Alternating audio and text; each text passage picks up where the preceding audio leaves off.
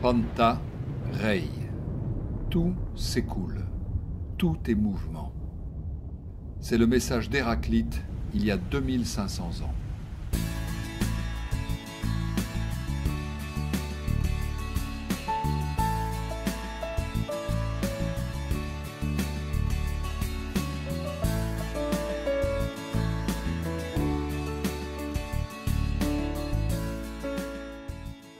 L'air qui m'entoure contient un grand nombre de molécules qui s'entrechoquent sans cesse comme des billes de billard.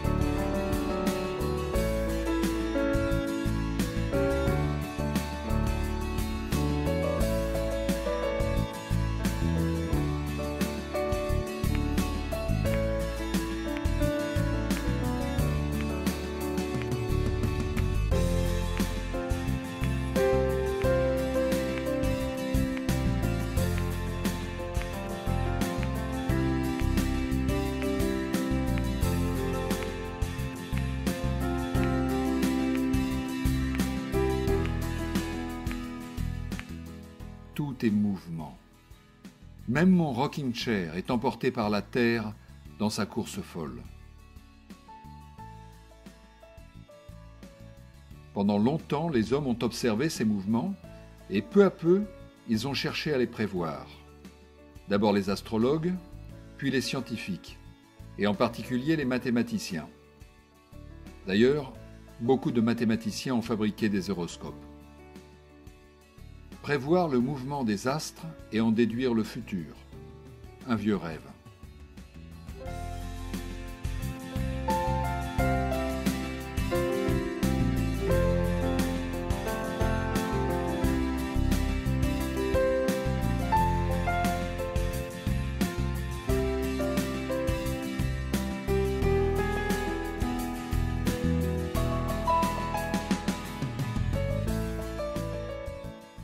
Dans le monde mathématique qui nous entoure, tout est mouvement également.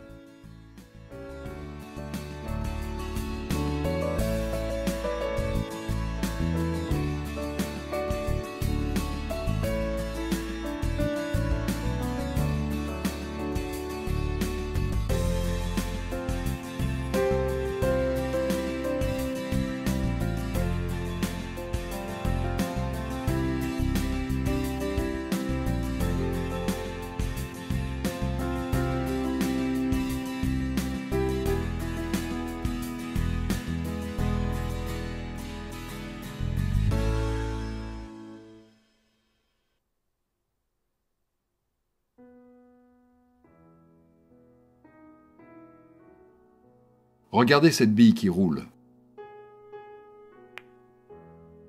Stop. Pouvez-vous deviner où elle sera dans 2 secondes? Bien sûr, elle continue tout droit, comme ceci. C'était une prédiction facile.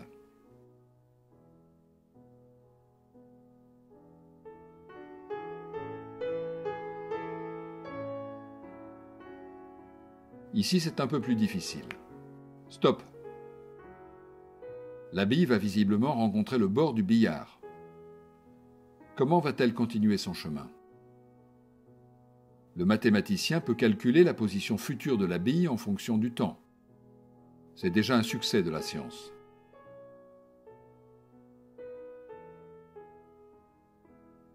On peut même calculer ce qui se passe quand 2 billes rentrent en collision.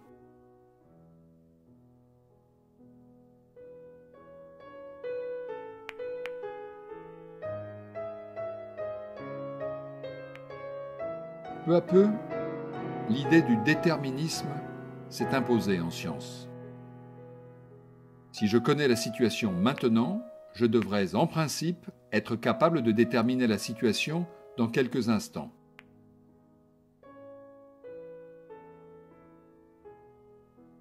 Comme ici par exemple. Quelle sera la trajectoire de la bille blanche? Au billard, le joueur doit toucher les 2 billes avec sa propre bille.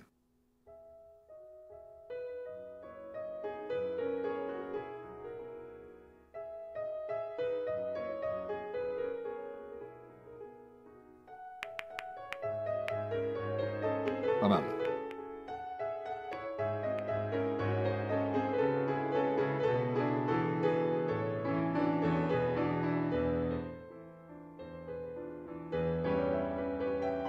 Et ici, que va-t-il se passer?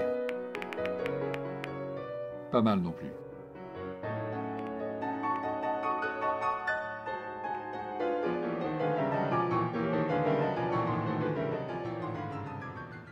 Si je lis le journal aujourd'hui, suis-je capable, en principe, de prévoir ce qui se passera dans le monde dans un mois? Trop compliqué. N'allez pas croire que ce film va vous aider à prédire l'avenir.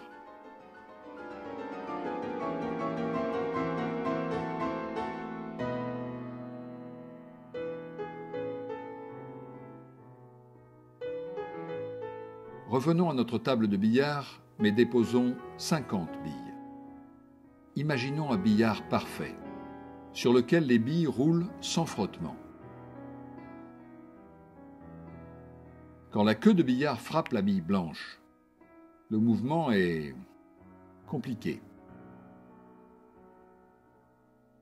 Peut-on prévoir ce mouvement? Bien sûr que oui, puisque l'ordinateur qui a calculé ces images a pu le faire. Mais il a fait beaucoup de calculs. On le voit, les billes suivent des trajectoires rectilignes et elles rebondissent les unes sur les autres. Ces chocs sont fréquents, mais si on prend son temps, ou si on calcule très vite, on peut prévoir la trajectoire pas à pas, choc après choc. L'ordinateur pourrait facilement calculer la position de la bille blanche dans 1 heure par exemple. Mais le calcul que cela représenterait dépasse de loin les capacités d'un être humain. Les prévisions en principe, peut-être, mais en pratique.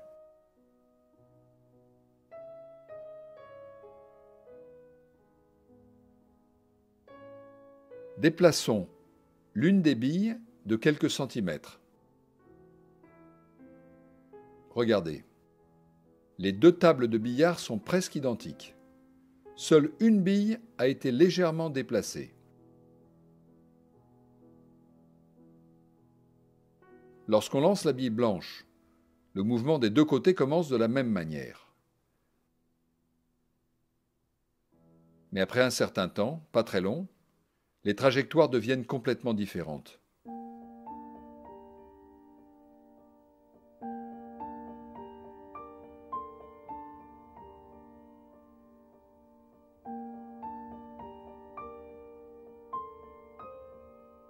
Si je veux prévoir la trajectoire future de la bille blanche, je peux le faire. Mais il me faudra connaître en détail la position de toutes les billes sur la table. Et il y en a beaucoup. Une petite incertitude sur une bille brisera tout espoir de déterminer le futur.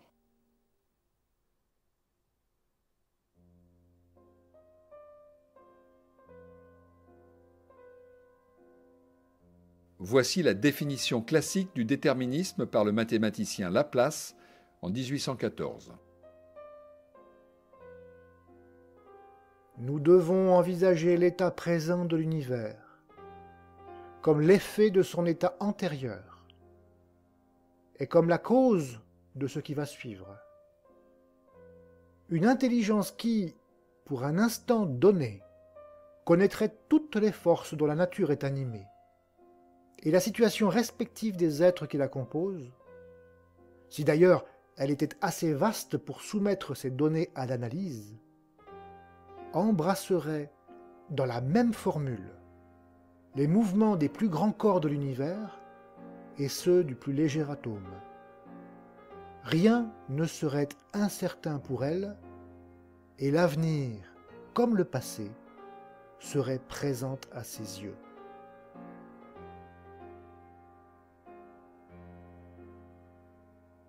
Comment comprendre les mouvements des corps célestes?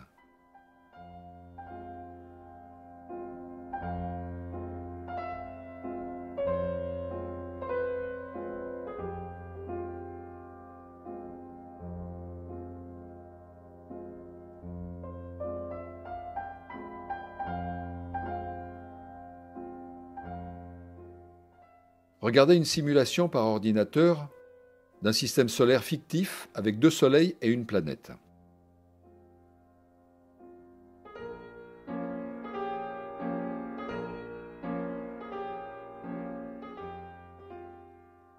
C'est un peu comme notre billard. L'ordinateur peut calculer pas à pas le mouvement, mais peut-il nous prédire la destinée du système? La petite planète risque-t-elle un jour d'entrer en collision avec un soleil?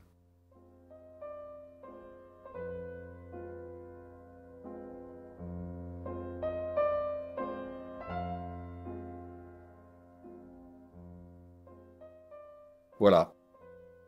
Nous pourrions prévoir l'avenir si nous avions une intelligence infinie. Mais ce n'est pas le cas, malheureusement. Ou peut-être heureusement.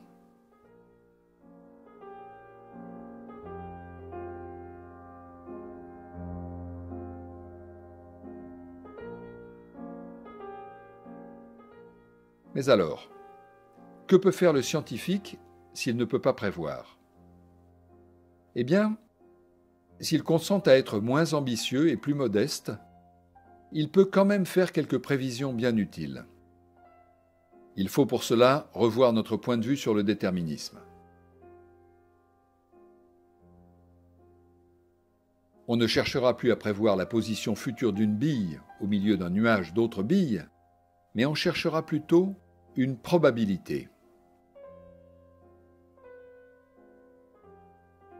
Le but de la prévision ne sera plus de déterminer la température qu'il fera à Paris dans 10 ans jour pour jour, ce serait vain, mais plutôt d'essayer de prévoir des moyennes, des statistiques, comme, par exemple, le nombre de cyclones qui traverseront l'Atlantique en une saison. Des probabilités plutôt que des certitudes. Voilà un changement de point de vue.